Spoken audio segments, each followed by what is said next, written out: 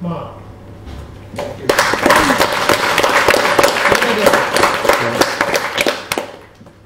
Right, firstly, the hotel manager has asked me that for health and safety reasons, none of you get up on your chairs and tables during my standing ovation.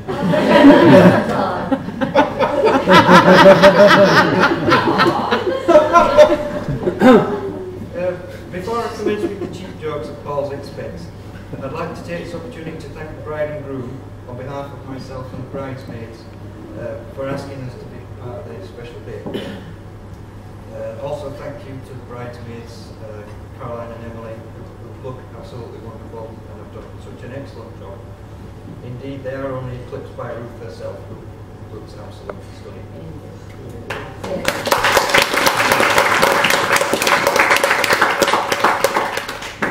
As part of this speech, I'm apparently supposed to sing Paul's praises and tell you all about his many good points.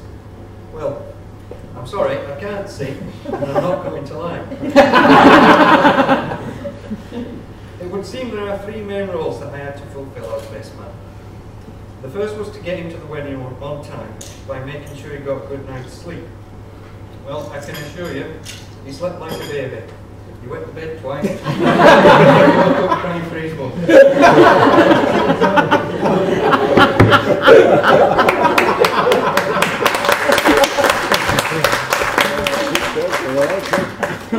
Second was to get him here looking handsome and presentable.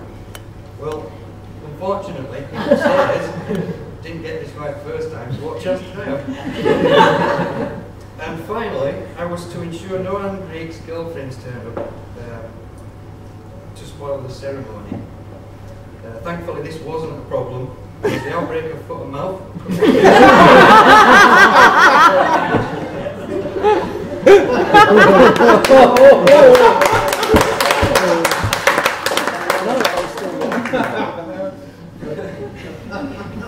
I was really touched when Paul asked me to be his best man.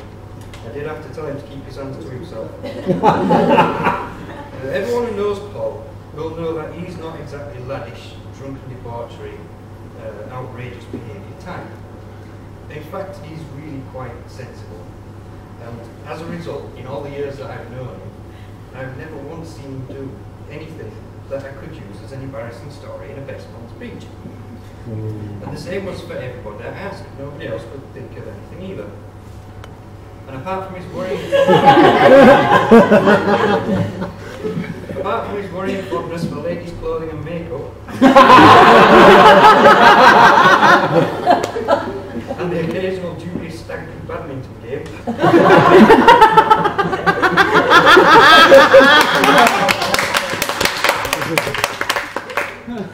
it would appear to have avoided the perils of drinking way too much. And the most outrageous it ever got was being turned away from a certain Huddersfield pub for wearing the wrong footwear. As a result, I have come to the conclusion that all we're quite boring. Let's hope Ruth can lead him slightly astray. I would say that Paul is a changed man since meeting Ruth.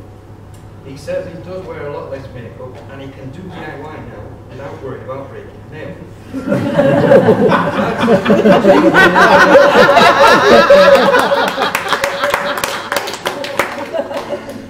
A couple of thank yous left.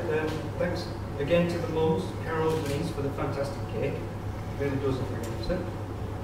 And thanks to the Marriott for providing such a great venue.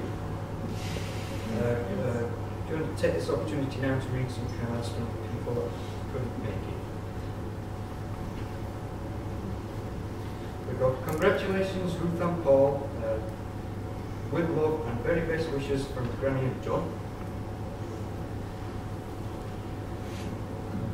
To Ruth and Paul, congratulations, wishing you every happiness in your future together. Love, Guy and Abby. And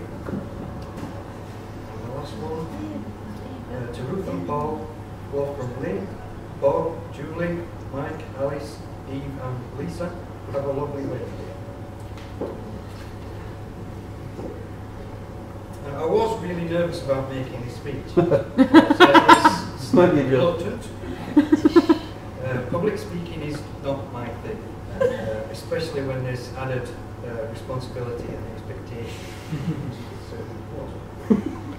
And now, however, as I near the end, I can say that the terror that I experienced was completely justified.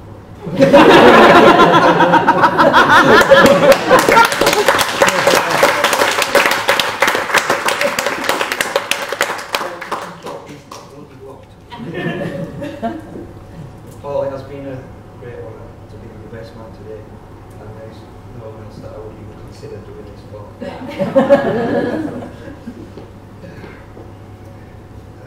Seriously now. Paul, you have gained a loving, caring, affectionate wife in Ruth, and I couldn't be happy for you. Happier for you.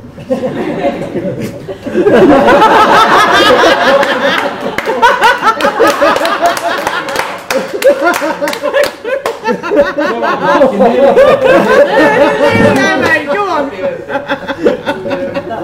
The most precious possession that ever comes into a man's hand, world is and Ruth, you have my sympathy.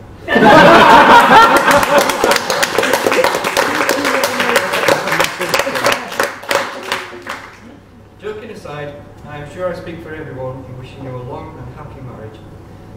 On behalf of the bride and groom, I'd like to thank everyone for sharing their special day. If you would all like to stand up, I'd like to propose a toast to Paul and Ruth, the new Mr. and Mrs. Stewart, the bride and groom. Bride and groom.